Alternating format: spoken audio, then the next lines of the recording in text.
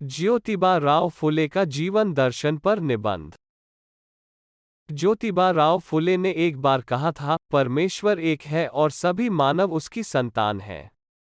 उस परमपिता की भक्ति और पूजा के लिए न तो किसी विशेष व्यक्ति की आवश्यकता है और न ही किसी विशेष स्थान आदि की। शिक्षा स्त्री और पुरुष दोनों के लिए समान रूप से आवश्यक है।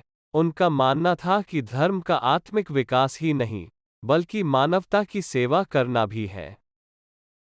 उल्लिखित विचारों को आधार बनाकर ज्योतिबा राव फुले ने सन 1873 में सत्यशोधक समाज की स्थापना की। सत्यशोधक समाज ने बौद्धिक विकास, सांस्कृतिक उत्थान और न्याय की स्थापना के लिए जन आंदोलन आरंभ किया। वे मानव मात्र की समानता के समर्थक थे।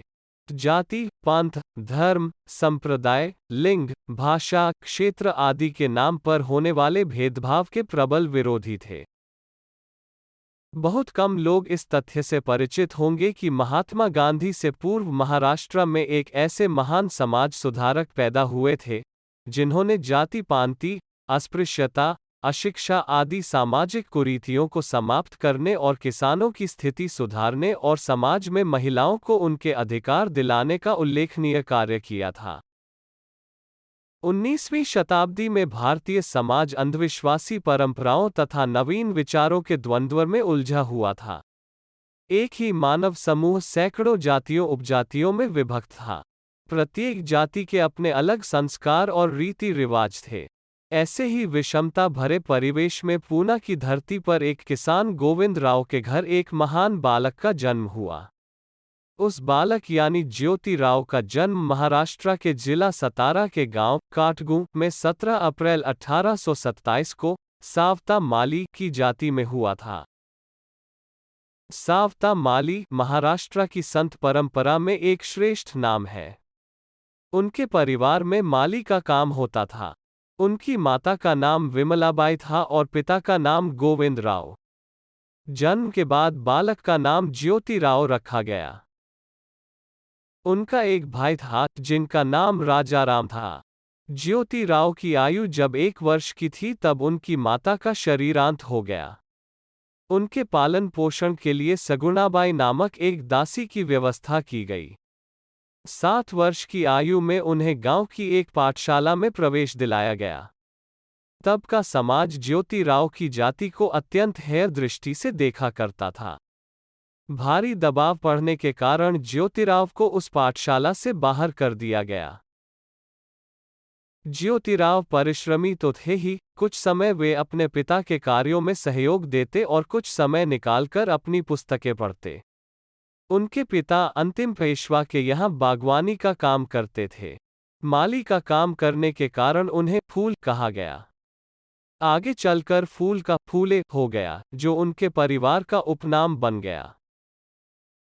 सन 1840 में 13 वर्ष की आयु में नाय नामक गांव के खंडोजी ने नेबसे पाटिल की 8 वर्षीय पुत्री सावित्रीबाई के साथ उनका विवाह कर दिया।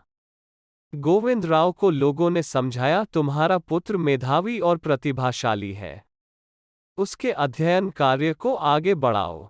गोविंद राव ने लोगों की बातें मान ली।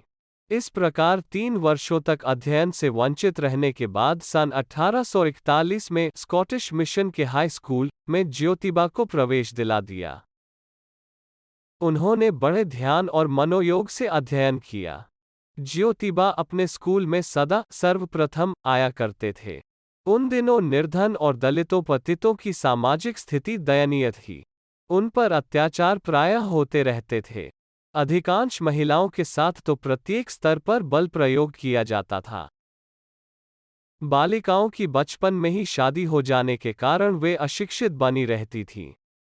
कम उम्र के कारण उनका न तो मानसिक विकास हो पाता था और न ही शारीरिक।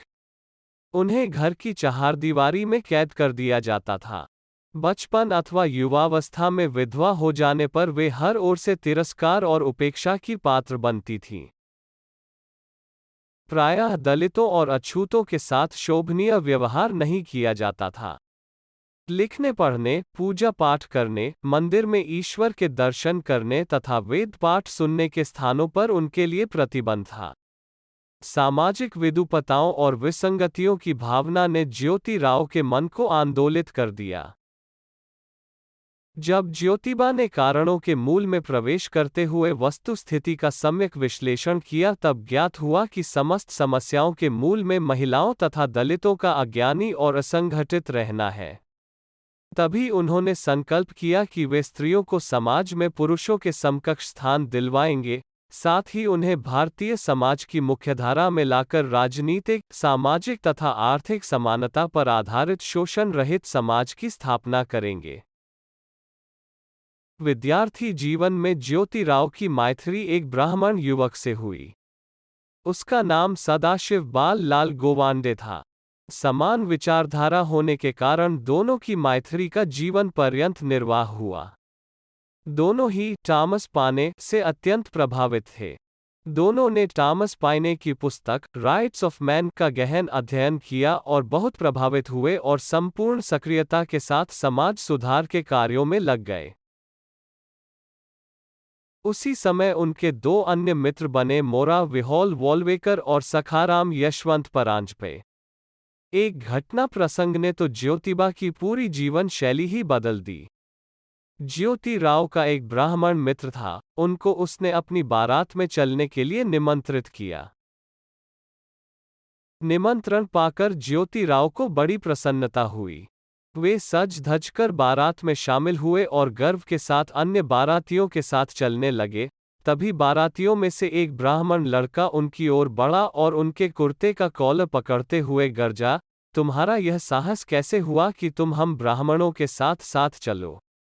निकल जाओ यहाँ से और फिर कभी ऐसा करने का साहस न करना। ज्योतिराव का बहुत अपमान हुआ। वहां तो वे अपमान का घूंट पीकर दबे पांव अपने घर लौट आए। इसी घटना से उनकी आंखें पूरी तरह से खुल गई। तभी उन्हें शिक्षा की महत्ता समझ में आई और उन्होंने दलितों, पतितों तथा अछूतों के लिए एक पृथक विद्यालय की स्थापना करने का संकल्प लिया। सन 1847 में ज्योतिराव ने हाई स्कूल की परीक्षा उत्तीर्ण की। उसके पश्चात उन्होंने निश्चय किया, मैं सरकारी नौकरी नहीं करूंगा, बल्कि सामाजिक कुरीतियों के विरुद्ध छेड़े गए अभियान को और आगे बढ़ाऊंगा। उन दिनों सामाजिक परंपराओं के अनुसार अछूत बच्चों को शिक्षा नहीं दी जाती थी। सन 1847 में ज्योतिराव ने हाई स्कूल की परीक्षा उत्तीर्ण की। उसके पश्चात उन्होंने निश्चय किया, मैं सरकारी नौकरी नहीं करूंगा, बल्कि सामाजिक कुरीतियों के विरुद्ध छेड़े गए अभियान को और आगे बढ़ाऊंगा। उन दिनों सामाजिक परंपराओं के अनुसार अछूत बच्चों को शिक्षा नहीं दी जाती थी। आपको ये वीडियो कैसी लगी कमेंट बॉक्स में बताएं और वीडियो को लाइक और हमारे YouTube चैनल PHS मोटिवेशन को सब्सक्राइब करें। जय भीम, जय भारत, नमो बुद्धाय।